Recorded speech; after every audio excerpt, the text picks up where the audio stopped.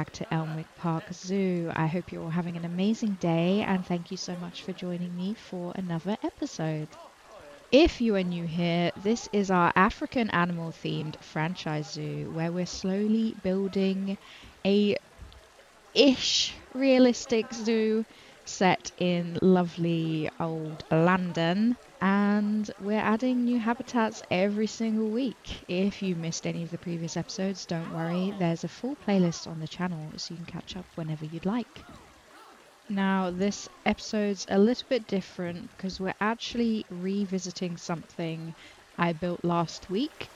Um, After finishing the Nocturnal house in the previous episode, I sat back to look over it and I just was not happy with it. I did say in the previous episode that I wasn't overly happy with it. So there wasn't necessarily anything wrong with it, but I just kind of didn't put in the effort that I could have put in. So I went back and made a few changes. This is now the fruit bat enclosure. I've made it a lot smaller.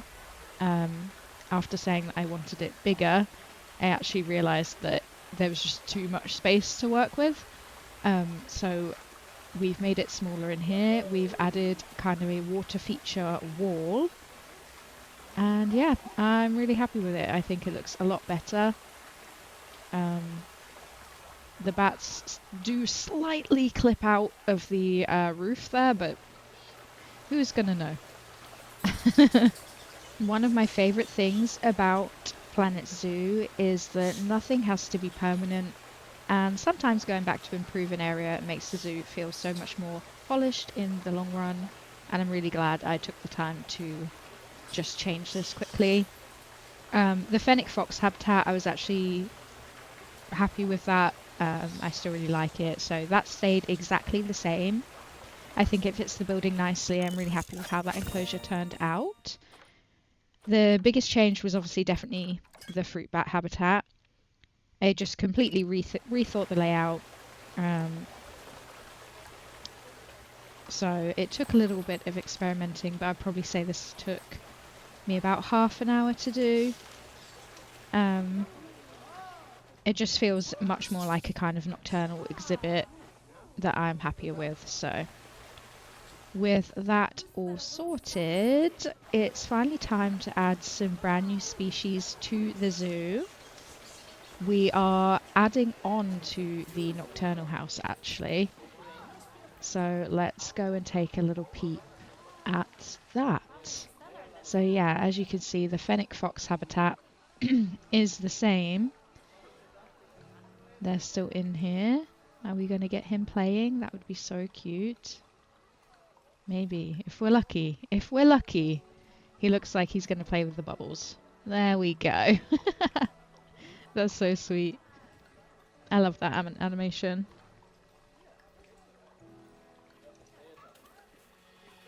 Bless. And then over here is what we built. So as you can see, you get a lovely view of our aardvarks.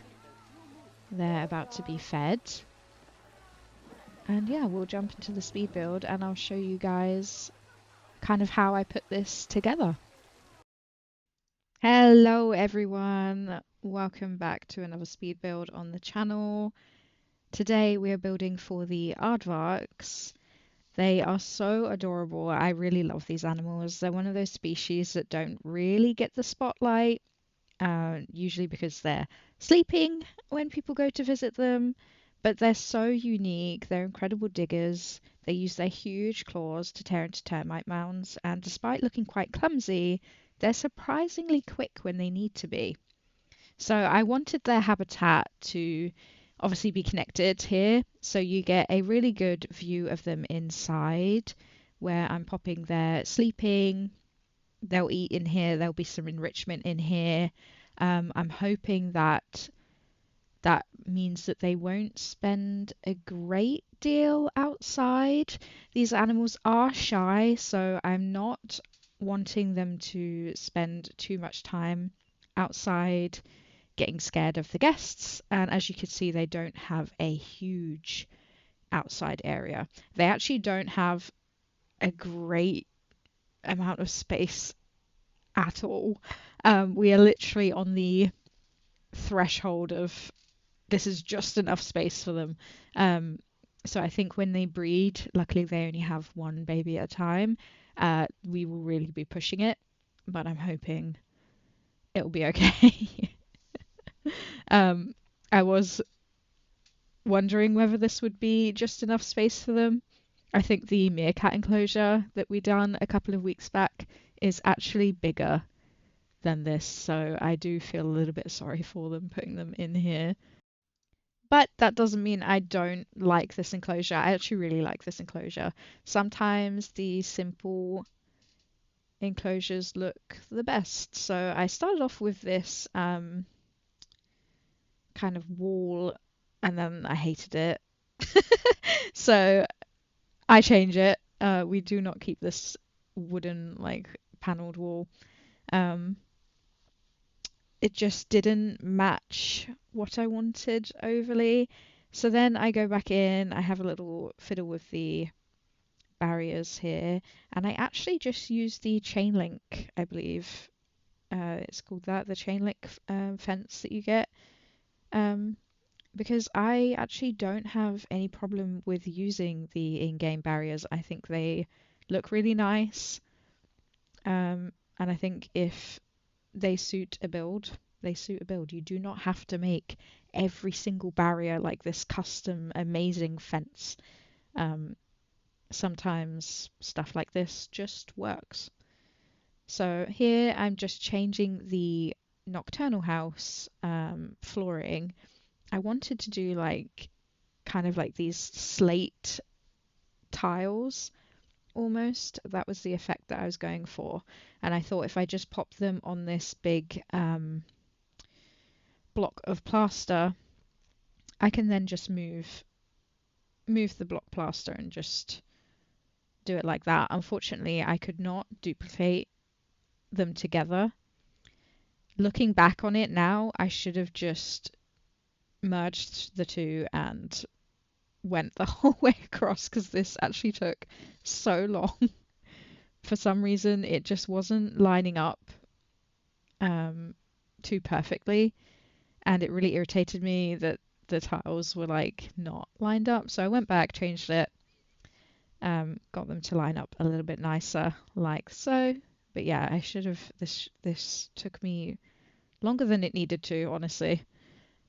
And then I come in here and I just delete the areas that we need to get rid of so you can't see too much in the back cave, and cover up any mistakes and things that we don't want to see. Just cover it up. That's my go-to. Just cover it up. I was just having a look to see if they had a Fennec Fox sign or sticker or anything like that, but they actually don't. We don't have one of those. I just, for some reason, I thought we did, but I think it was the Twilight pack that came with the like fox sticker that I'm thinking of for the red fox. Now that we've got them in, I'm starting on the roof. I wanted to do something a little bit different so it's not all the same, and because it's outside, I thought we could change it up. I actually really like these big Asian themed wooden like pillars. I think they look really nice. I do end up taking these out just simply for their space. We just do not have the space for these guys. It's so tiny. So I do end up taking some of those out. And then I just pop in a roof here. It's not great. It's not perfect, but it definitely does the job. I'm happy with it. So I actually love building like smaller enclosures. The only problem is like once you put plants and you decorate it, you do end up yeah, they're just the space thing was just a bit of a problem. And it always will be. I feel like I either build huge habitats or I'm building something so tiny that it doesn't work. I don't know why I can't seem to get it perfect. I'm just, yeah, I don't know. I, maybe it's just a me thing. Um, but yeah, I definitely struggle with getting the habitats right. Over the other side, I've done the same kind of thing, but for the porcupine. So I did pop two in here at first, and once again, the area is just so tiny that it just did not work. It was way too small for two, and then they can have up to four babies at a time, and it was just a big no-no for their welfare. So I decided to just have the male in here now, and I just used the same kind of theme as I did over in the Aardvarks. I used the chain link fence again. Tried to make it not too not too busy because the space was just too small. So it was a case of not putting in too much rock and doing like rock work, which I would have liked, but it's not the end of the world. I'm just popping in a door here. There's also a keeper hut hidden in the back here, just for the nocturnal house, because I feel like actually there's quite a few animals now in the nocturnal house, and I feel like it could actually just do with its own keeper hut. So it's a little bit easier. And we've created a work zone for them as well. I hated how plain this wall was, so I actually just duplicate the wooden boards here and pop them out the front. And I think it just changes this up really nicely. And I believe I go in and use the Twilight. Yeah, I do. And just pop it along this wall as well, just to give it a little bit of variety without taking up too much of his space. We were really, really limited. Once again, I just go in with the education boards. I pop them underground, the same as the speakers. They all still work. They just are hidden. I don't have to see them. Don't overly like them. But I do want the education up because obviously that means more donations. So I think I make some little like pebbly. Yes, I do. I really like this. I want to do a couple of color variations and make my own kind of little pebbly things. Pebbly blueprints, that's the word. Um, just, yeah, I don't know why I've never done this before. I've done it obviously with the natural rocks. I've used them everywhere. They are on the workshop. If you play on console, you can find them under just Spuffy. But I've never actually used those to make smaller pebble type rocks, and I think it looked really nice along the path like that. Um, so I'll definitely be using them in the future. Yeah, I think it looked really good. I'm really happy with how this turned out. I will give you a little tour of it soon.